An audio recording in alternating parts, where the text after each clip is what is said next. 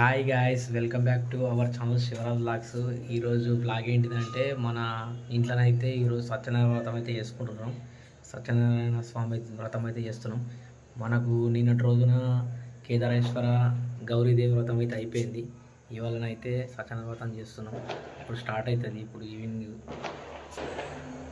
మీకైతే వీడియో నచ్చుతుందని అనుకుంటున్నా. అయితే ఏంటిదంటే ప్రతి సంవత్సరం లాగే ఈ సంవత్సరం కూడా ఈ సత్యనారాయణ వ్రతం, కేదారేశ్వర వ్రతం, గౌరీదేవి వ్రతం పక్క చేసుడు అయితే ఉంటుంది. ఇక ప్రతి సంవత్సరం కూడా బ్లాగ్ పోతుంది. ఈ వీడియో కనుక మీకు నచ్చినట్లయితే లైక్ చేయండి, షేర్ చేయండి, సబ్స్క్రైబ్ చేసుకోండి. Thank you friends. చెప్తారు శ్రద్ధగా వినండి అన్నారు. పూర్వం నారద మహాముని లోకక్షేమం గురించి సకల లోకములు తిరిగాడు. అన్ని చోట్ల అందరూ ఆనందంగానే ఉన్నారు. కానీ రూపపంచమైన మనుష్య లోకంలో మాత్రం అందరూ ఏదో రకమైన బాధలు పడటం గమనించాడు. ఆ దుఃఖం మనస్సుకి సంబంధించింది కావచ్చు, శరీరానికి సంబంధించింది కావచ్చు, ధనధాన్యాల కోసం కావచ్చు, కారణం ఏదైనా ఆ దుఃఖ శాతం ఎక్కువే. ఇది చూసిన నారదమును చాలా విచారించి తక్షణ కర్తవ్యం కోసం సరాసరి విష్ణుమూర్తి దగ్గరికి అచ్చట నిర్మల శరీర కాంతితో 4 చేతులతో శంఖ చక్ర గదా పద్మములు కలిగి సర్వాత్మకుడైన నీవు అపరిమితమైన శక్తి గలవాడవు, సర్వలోకాలకు మేలు చేయగలవాడవు, భక్తుల కోరికలు తీర్చేయగలవాడు అనగా విని భక్త ఏమి నీ కోరిక అన్నాడు విష్ణుమూర్తి. దానికి నారద మహాముని, ఓ భగవంతుడా, మానవ లోకంలో ప్రతి ఒక్కరూ ఏదో విధంగా బాధపడుతూనే ఉన్నారు. ఒక్కరు కూడా సంతోషంగా కూడా కనిపించడం లేదు. వాళ్ళ కష్టాలు తీరే మార్గం ఏదైనా ఉందా? నువ్వు తలుచుకుంటే వారికి ధరణోపాయం చూపించలేవా? నా మీద నీకు ఏమాత్రం దయ ఉన్నా వాళ్ళ మీదకి ఆ కృపాను చేయాలనే సంకల్పంతో మేల్కొని ఉండి మర్నాడు ఉదయాన్నే భిక్షాలకు బయలుదేరాడు. ఆశ్చర్యంగా రోజు కన్నా చాలా ఎక్కువ ధనము సమకూరింది. దానితో బంధుమిత్రులను పిలిచి వ్రతం చేశాడు. ఆ దేవదేవుడు చెప్పినట్టుగా అతని కష్టములను అధికారికి అయ్యాడు.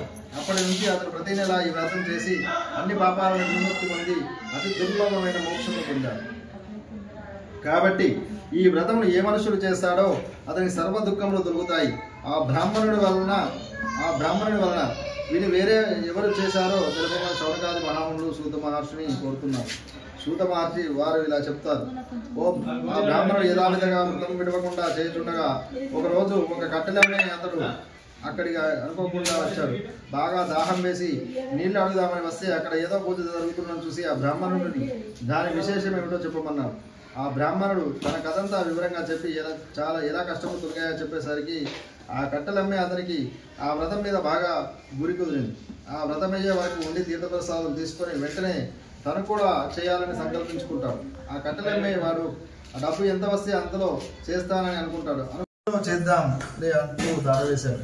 తగిన వరుణుని గురించి విచారిస్తూ కాంచీపురంలో గుణవంతుడు అందగాడు అయిన వైశ్య కుమారుడు ఉన్నాడని విని అతనితో పెళ్లి నిశ్చయించాడు.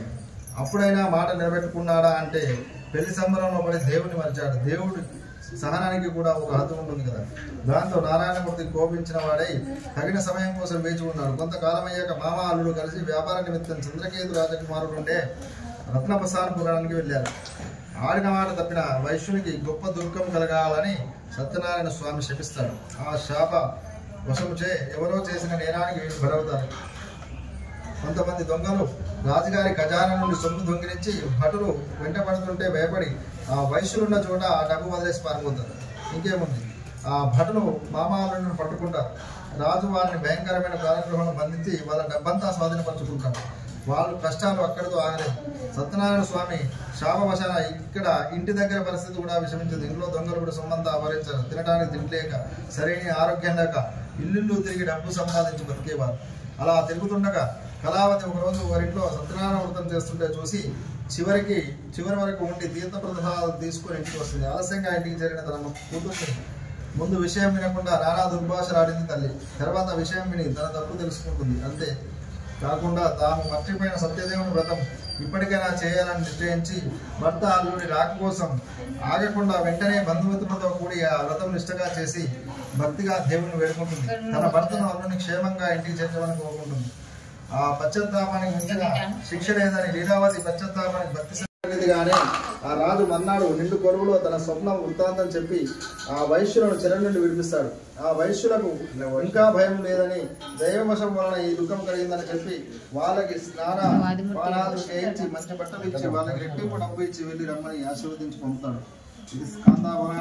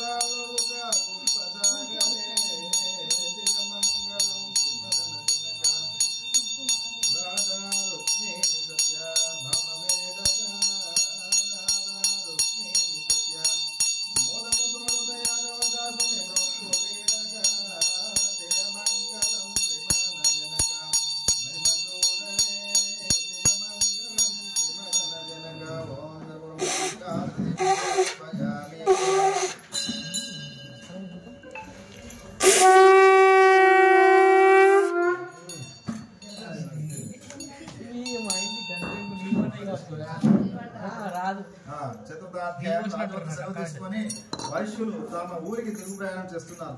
వాళ్ళను పరీక్షించడానికి ఆ సత్యనారాయణ స్వామి రితండి సన్యాసి వేషధారి అయి వచ్చి మీ ఓడలో ఏముందని అడిగాడు.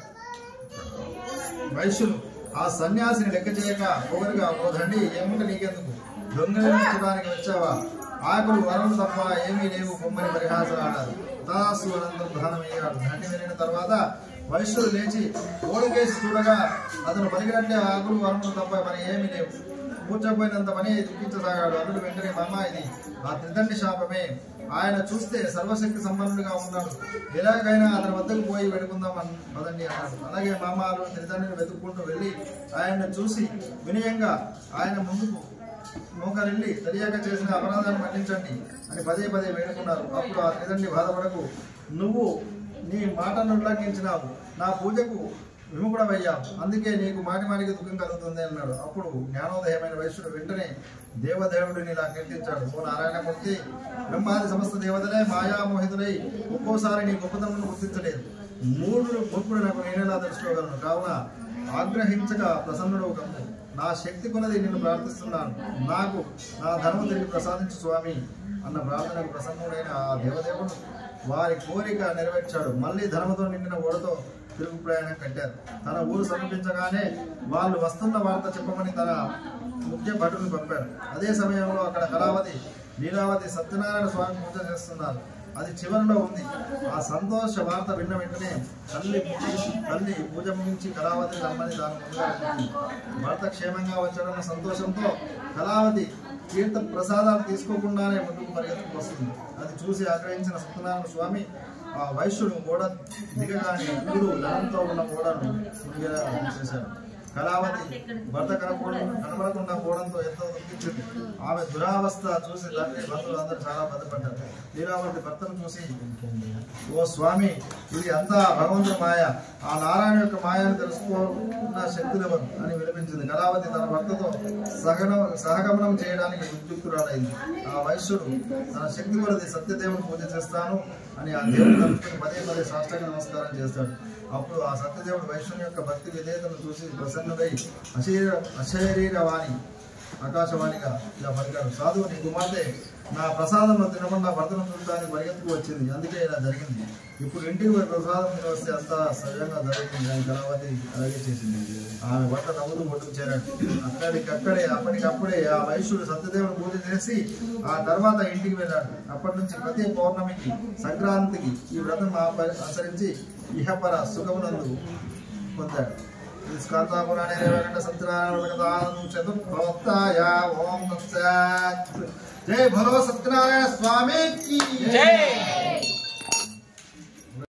మంగళం జలవసనాదిదేవ సన్నుత కలుషహరణ ధరుత శమన గరుడ గమన జగన్నాథ జలసునయన భవత మంగళం జలజాత వంశ జలనిధి జాలారి మంగళం శ్రీ జగన్మత భక్త పోషక ప్రభుల జనక సుధావా వనలోకనాయక విజపరిణత చంద్రశైల కామిత బలధాయక హరి విజయార్జిత విమల చరిత విశ్వాంబర ధామోదర ధ్వజమేన భవత మంగళం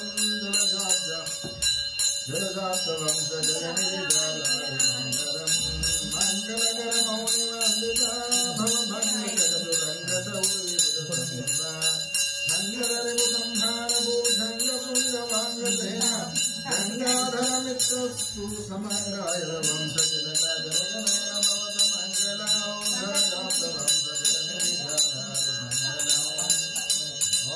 పోయి బాగా అలసిపోయి ఒక చెట్టు కింద సేద తిరుగుతున్నాడు.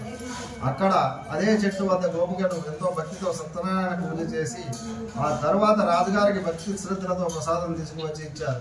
వారు హీన కులస్తులు అని వారు ఇచ్చిన ప్రసాదం భుజించడం ఇష్టం లేక రాజు అది తినకుండానే తన రాజ్యానికి వెళ్ళిపోయాడు. అతని ధిక్కారానికి శిక్షగా అతని 9 కొడుకులు మరణించారు.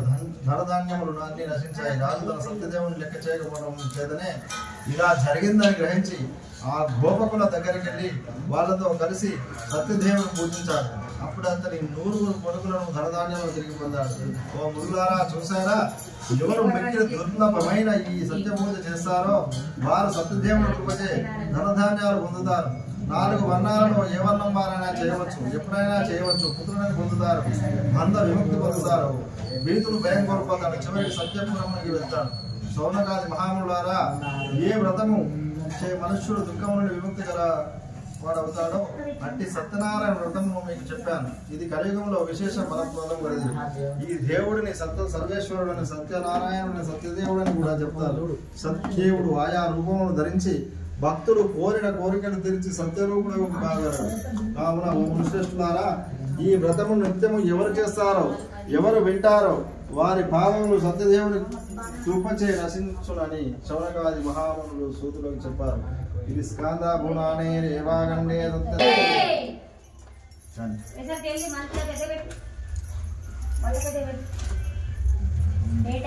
కొబ్బరికాయ కొట్టు, మంగళారతి పట్టు, పెద్ద కొబ్బరికాయ నీదే కదా పెద్దది, 50 రూపాయలు.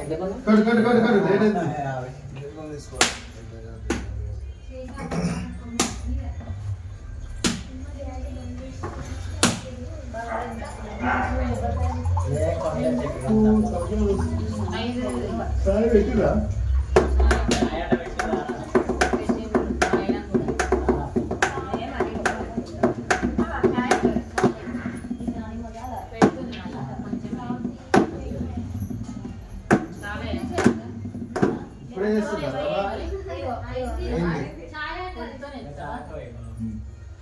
పట్టురు అందరూ కర్పూరం వేసేయాలి. కర్పూరం వేసి పట్టుకో. ఇక సత్యనారాయణ స్వామికి నెలతలో నిత్య మంగళ మనరే వైకుంఠ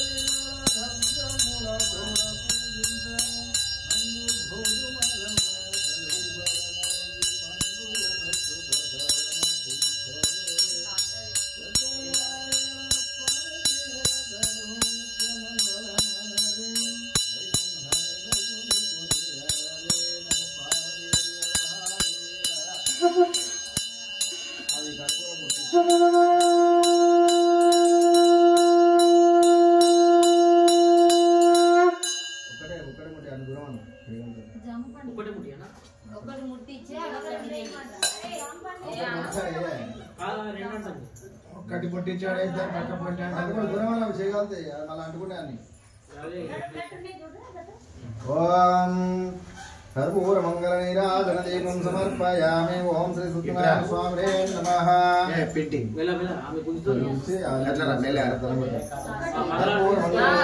దీపం సమర్పయామి. వీడియో నాట తీయాలి, చూడాల వీడియో నాట తీయ అట్లనే లావట్ మీరు మంచిగా తీయాలని అందరూ కనబడుతురా నీకు మంచిగా చక్కగా పెట్టు కెమెరా తీసుకోండి. ఇక నువ్వు కూడా జరగాలి తాత డూమ్ అంటూ తీసుకురా.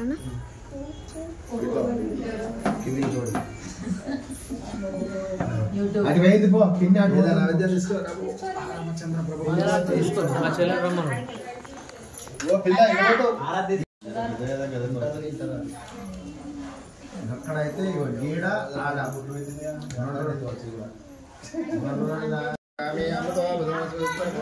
సమర్పయామి హస్తో ప్రక్షాళయామి కొద్ది అక్షంతరిస్తాను అక్షంతరేసి हस्तौ प्रक्षालयामि पादौ प्रक्षालयामि सिद्धाचमनीयं समर्पयामि महानैवेद्यं समर्पयामि अक्षंतल తీసుకో నిలబడి అందరికి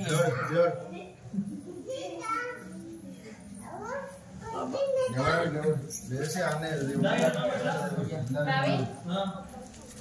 ఓం ధ్యాని కాని చ పాపాని జన్మాంతరకృతాని చ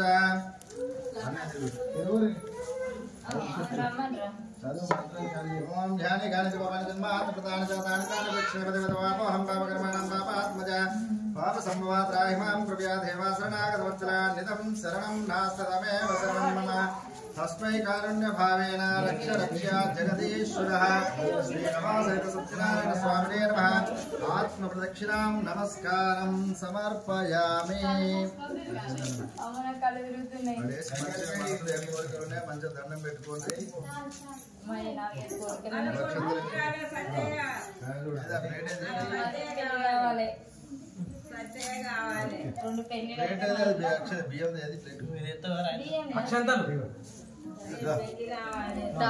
సత్యనారాయణ స్వామి నమః సత్యనారాయణ స్వామి ప్రసాదం శిరసా నమామి శతమానం భవతి శతాయుస్తేంద్రియౌ ఆయుస్తేవేంద్రియౌ కళ్యాణ ప్రాప్తిరస్తు శీఘ్రమేవ కళ్యాణ ప్రాప్తిరస్తు అఖండ విద్యా ప్రాప్తిరస్తు ఏం కావాలి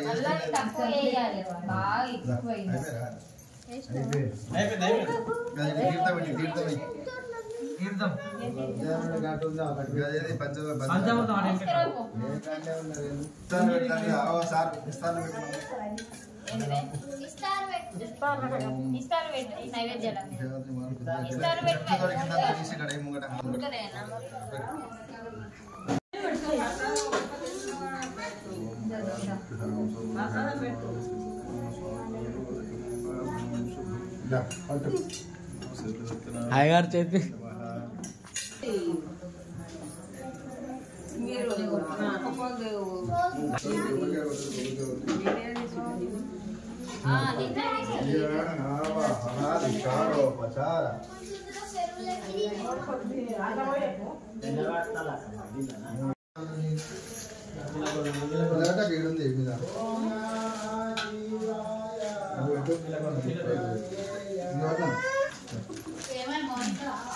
వస్తున్నాయి డెకరేషన్ చేస్తారు.